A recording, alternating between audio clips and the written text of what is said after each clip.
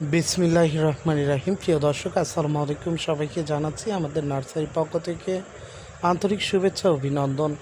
তো আপনারা বারবার আমাদের জিজ্ঞেস করেন যে ভাই, আপনাদের কাছে যে লেবুর চারা আছে 12 মাসি, সেটা কি আসলে আপনারা নিজস্ব গাছ থেকে করেন কি না, না আপনারা অন্য কোথাও থেকে কিনে নিয়ে আসেন?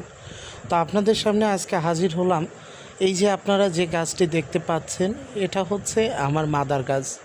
এই গাছ থেকে কিন্তু আমরা লেবুর চারা সংগ্রহ করি। আসলে এই গাছ থেকে কিন্তু কলম কাটি। তো আপনারা দেখতে পাচ্ছেন যে এই গাছটি কতটুকু ঝোপালো এবং কত বড় গাছ এবং কত লেবু ধরে আছে। তো আপনারা নিজেরাই দেখতে পাচ্ছেন যে আমাদের প্রত্যেকটা ডালের সাথে কিন্তু অসংখ্য লেবু।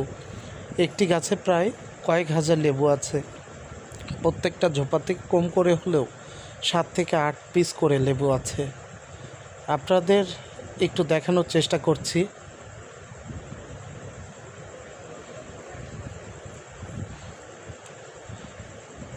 আপনারা দেখতে পাচ্ছেন যে এটা একটি ছোট লেবু। গাছে কিন্তু অসংখ্য বড় লেবু, তার মাঝে ছোট লেবু। তার মানে বুঝতেই পাচ্ছেন যে এটা 12 মাসি একটি গাছের চারা, এটা 12 মাসি একটি জাত। আসলে এই লেবুটা কিন্তু খেতে অত্যন্ত সুস্বাদু।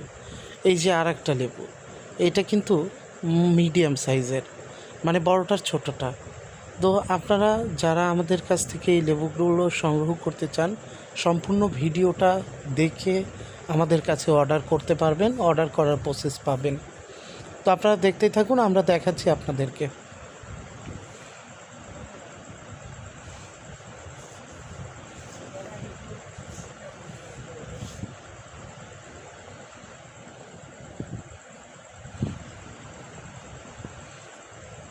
থোকায় থোকায় কিন্তু লেবু ধরে আছে।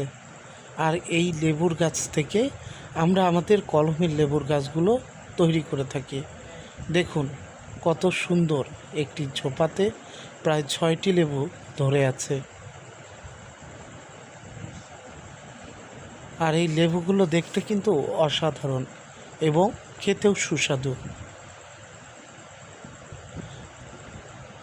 আর এই লেবুগুলোর চাহিদাও কিন্তু বাজারে রয়েছে। তো আপনারা দেখতে পাচ্ছেন যে এই যে লেবুর ফুল, আসলে লেবুর বড় লেবু আছে, ছোট লেবু আছে এবং ফুল আছে। থোকায় থোকায় লেবু ধরে এই গাছটিতে।